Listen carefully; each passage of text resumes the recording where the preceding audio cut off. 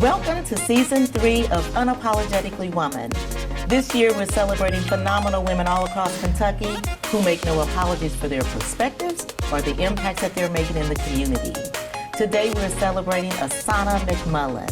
Asona is a mom, a proposal coordinator, an entrepreneur, and the founder and executive director of Lex Project Prom. Unapologetically Woman, and my twin for the day, Asona McMullen, that's you. Congratulations. Thank you so much. Thank you for having me. Okay, so it's been a while since we've connected. You have a 3-year-old. Tell us about that. Yes, so he will be 3 in July, and it feels like he's going on 13. He's the love of my life, the light of my life, literally the driving force in everything that I do. So, I mean, being a mom is just my highest honor. It's the thing that I do every day that I love, that I don't feel like I'm going to work or it's a chore. It's just natural to me, and it's just been a blessing to have him in my life. And so you are very busy. And how much of an influence does he have in the work that you do? Oh, I mean, everything. I take him along with me. You'll see him going to get his VTech laptop and saying, "Mommy, I'm going to work. I'll be right back." You know, he's watching me. He's emulating everything that I'm doing. And so for me, I see that he's looking to me as an influence.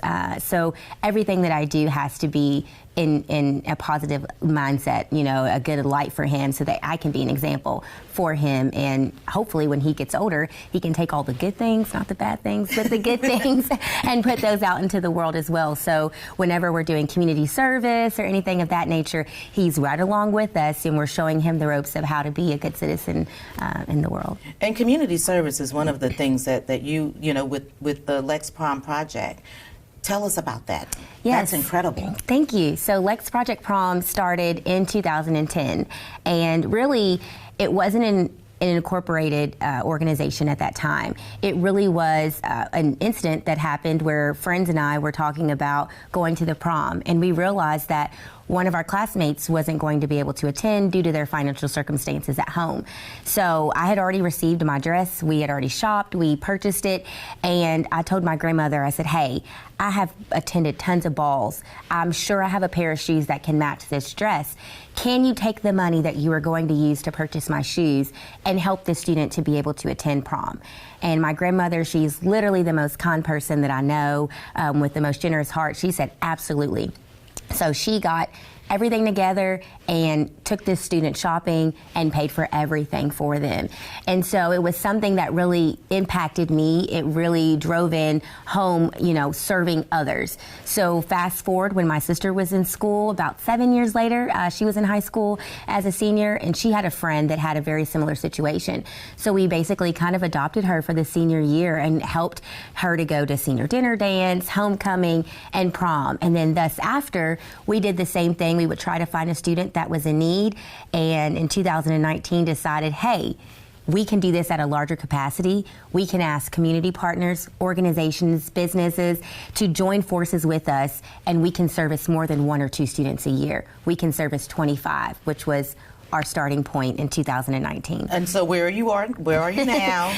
This year, 2023, we proudly have serviced 63 students just this year. So we're marching over 130 students total since the inception of our organization. Well, and you know, that's incredible, because those are experiences, like going to the prom, those are experiences that you can never get back. Right, exactly. You know, and to be able to help somebody else to have that experience, that's got to be heartwarming for you. Oh, absolutely. I mean, there's so many tears shed every year. Parents, you know, want to come up to us and give us hugs and say thank you. And really, it's just, for me, something that I was given that I would like to give back. I grew up not rich on money, but rich on love. And I feel like that is, you know, imminent, that I can pass love, pass light to other people and encourage them to give back, in which this year was definitely a reflection of that. We had so many parents and guardians saying, "Hey, can I give back and volunteer next year? I would love to come back and give back to you all what you all have given to me."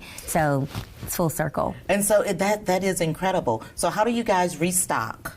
Okay, so in 2019, we said we would do a call out for prom dresses. My friends and I, we had our own dresses that we were going to add to the collection. So we put out a call. We said, hey, we're looking for new and used, gently used dresses, and we're going to take them to the dry cleaners, and we're going to have those. So the first year, we decided to do this in February, and we had our event in April.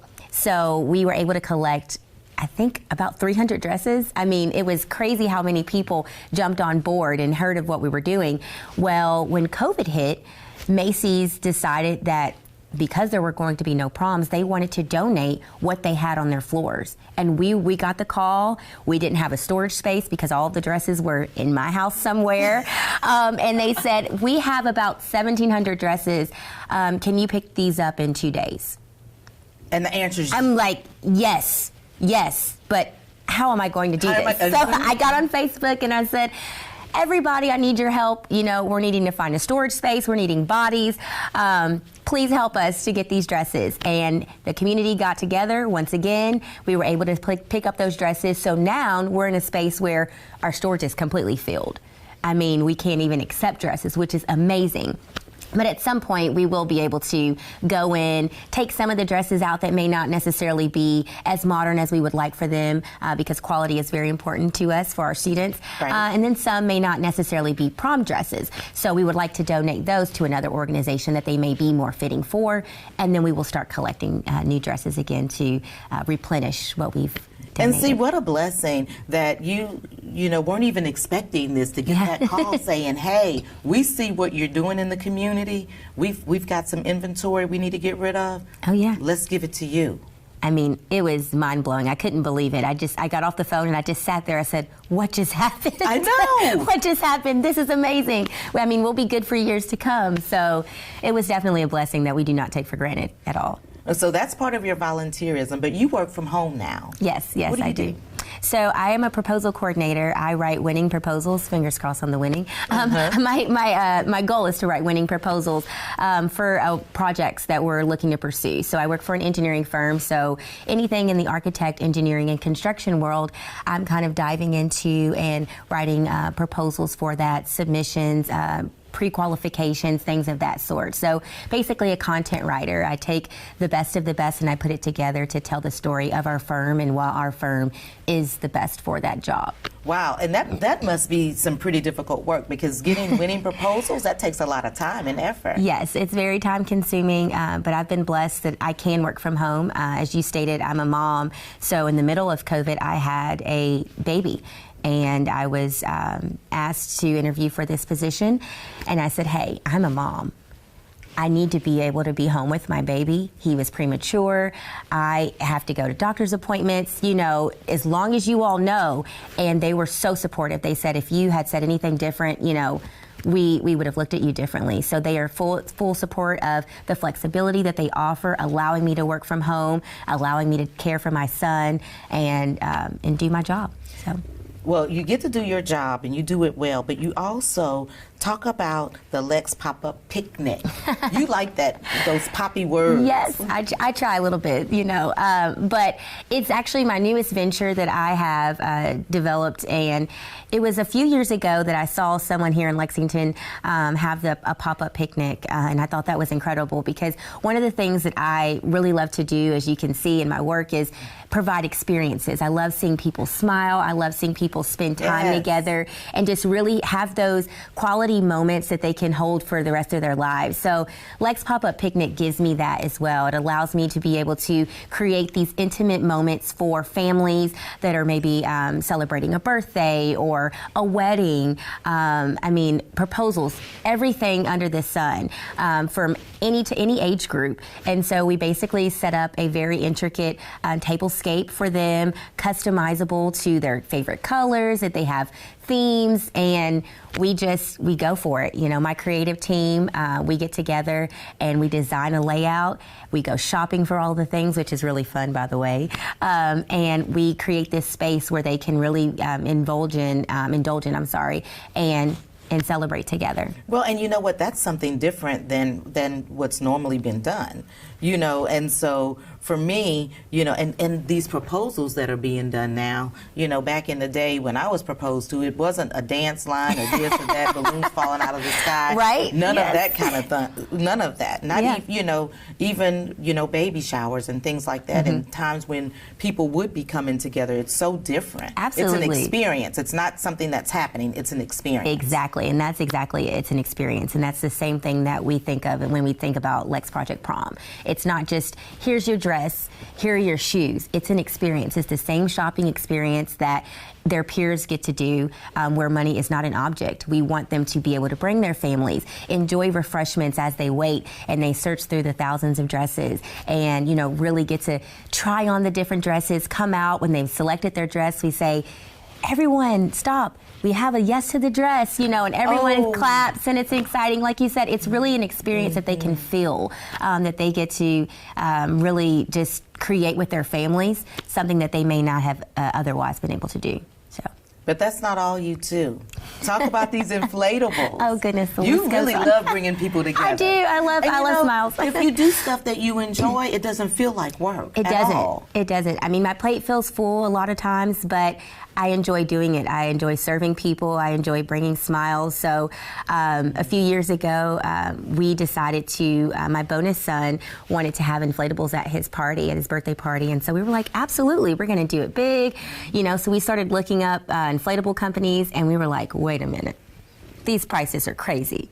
So we were like, we should open up our own. And it was all a joke at first, you know. And then a year later, we're like, we could actually really do this. Because for me, I don't recall being Black, you know, going to many birthday parties with inflatables. It was just not something that we saw in our community.